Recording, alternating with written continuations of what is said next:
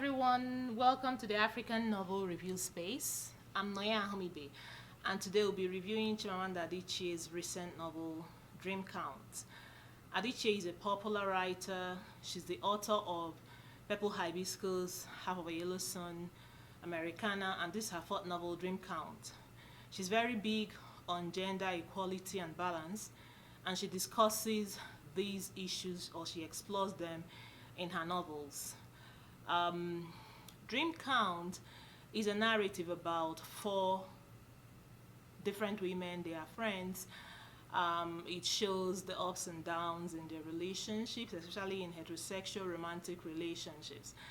The plot theme of the novel revolves around the challenges that women in their early 40s face when they want to quickly settle down in marriage and have children before they hit menopause. The novel is divided into 5 sections. The 5 sections are entitled, for each section you have the name of the character who owns the story. So the story begins with Chiamaka, goes to Zikora, Kadiotu, Omelog, and concludes with Chiamaka. The beginning begins with the COVID-19 lockdown and explores the experiences of Chiamaka and her family members as the lockdown puts a strain on their relationships. People are just in their homes, nobody goes out, nobody socializes anymore. So relationships are nurtured and sustained through phone calls.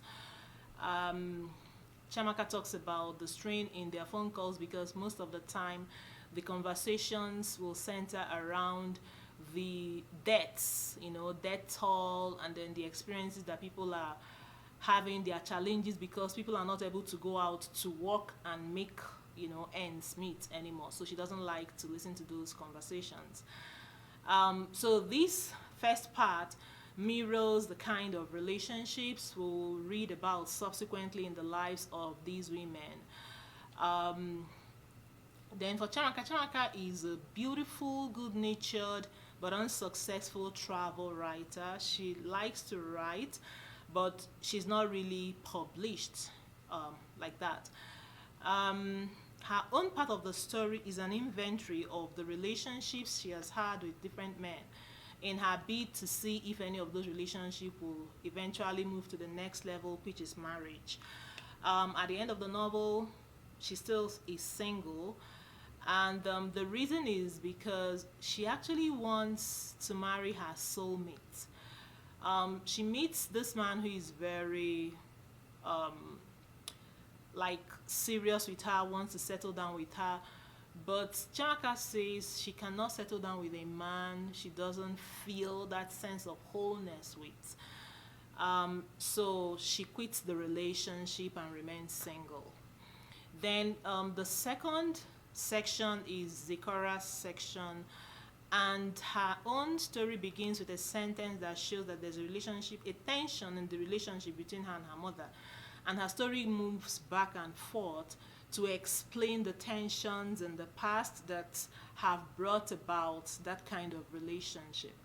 So she's at the hospital and she wants to have a baby, but her boyfriend actually has abandoned her. And she makes everything possible, makes efforts to ensure that the relationship comes back to normal, but the man does not even respond to her. All she gets from him is silence. And Zikora becomes irritable and bitter. Her own experiences mirror the experiences of her mother. Her father abandons her mother when Chiamaka is 9 years, and the reason is because the woman is unable to have more children after the birth of Chiamaka. And in her mother's desperation to keep her marriage, she cooks up this story about miscarriages and then uses that to hold her husband for some time. But after a while, the man marries a second wife. And abandoning the woman makes her to become bitter and irritable, and she unleashes her frustration on her daughter, so that causes a tension in their relationship.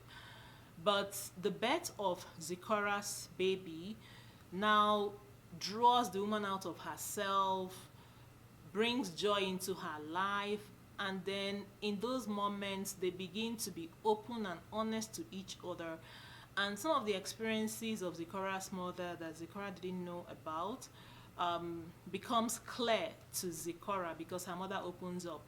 And then through their, both of them taking care of the baby, they begin to heal and have a better relationship between them. Then the third person is Cardio 2.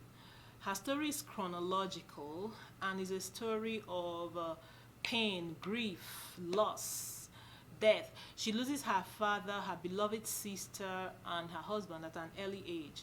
And after these experiences, she has this haunting feeling that keeps haunting her, like a sense of uncertainty, something terrible.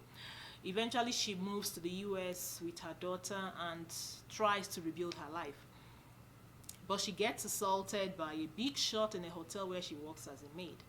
And when this happens, she tries to just sweep it under the carpet. But the hotel management says no, they have to call the man out and expose that kind of behavior. So, in trying to expose this kind of behavior, they make Kadiotu's life to become public, turn her life into a spectacle. And in all those times, because she has to be questioned and interviewed for them to get evidence for the case against the man, they keep embarrassing her because they ask her questions about a moment in her life that she wants to bury, like delete completely. And each time she talks about that experience, she feels diminished. And then they take pictures of her body parts, where the man touched her, the clothes she wore, and all of that. And she feels desecrated.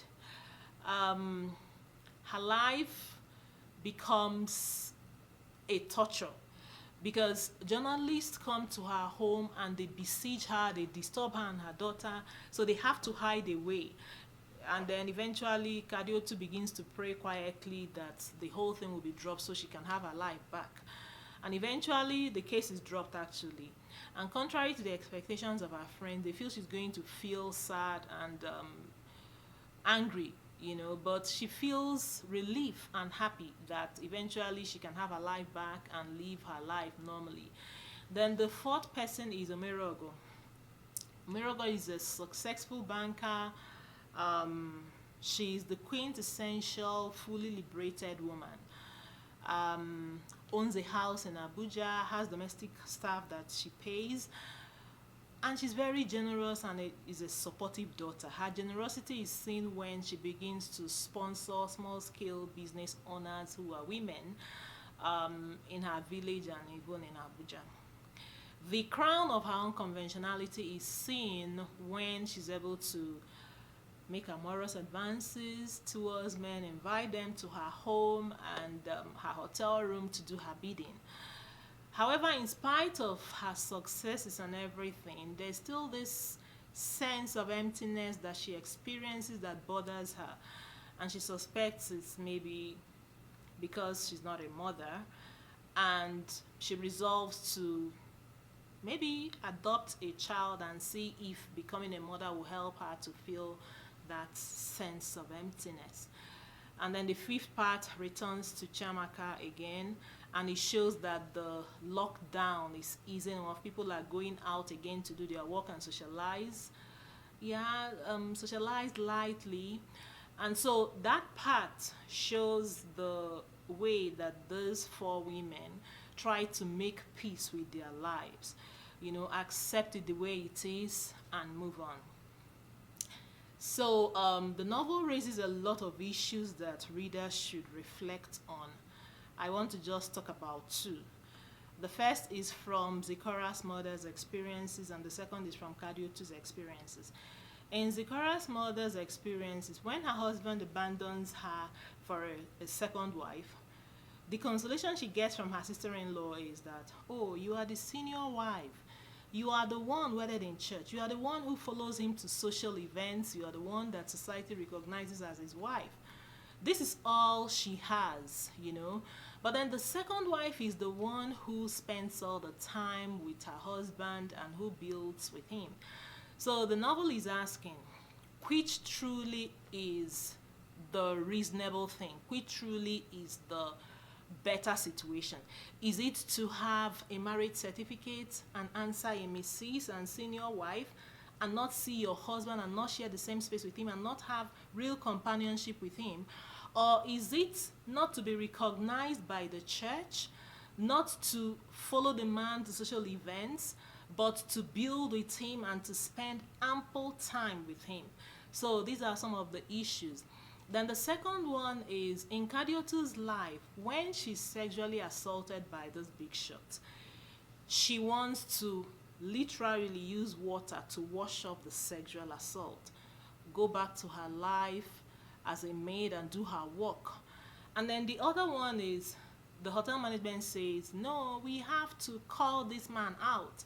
He has to be exposed for this immoral behavior so that it will not continue to happen. But then at the end of the day, after all the publicity and exposure and unrest in Kadiotu's life, the case is dropped. And why do they drop the case? That even though they have enough evidence that there is that, they have enough evidence that the man actually sexually abuses this lady, but they are saying that she told a lot of lies about her past life, which has nothing to do with the current case. You know, so the novel does not give us any solution actually. It is saying, readers, think about these situations that we find in patriarchal societies. In Kadiotu's case, she wants to just sweep it under the carpet, but the thing is, what if she gets pregnant? What if she contacts diseases? Is it okay for maids who are working in hotels to keep quiet about the sexual assaults that they get from their customers? And then on the other hand, if a case is taken up, like even when you're taking it up, you know you are dealing with a big shot and this man is well connected, is it a waste of time calling out a big shot, hegemonic men who have power and influence, who can crush, you know, the person they are dealing with? And then at the end of the day, the case is dropped. So we don't have a solution. It is something that people should just reflect on and think about and see what they can do about it. So these are the two areas I want to talk about. The language of the novel flows very well, and it's an interesting novel. There are a lot of issues that people will be able to relate to. So I encourage everyone to pick up the novel and read if you haven't done so already. I also want to read about your comments and questions on this review. Just let me know your thoughts on the review and let me know whether it is helpful to you.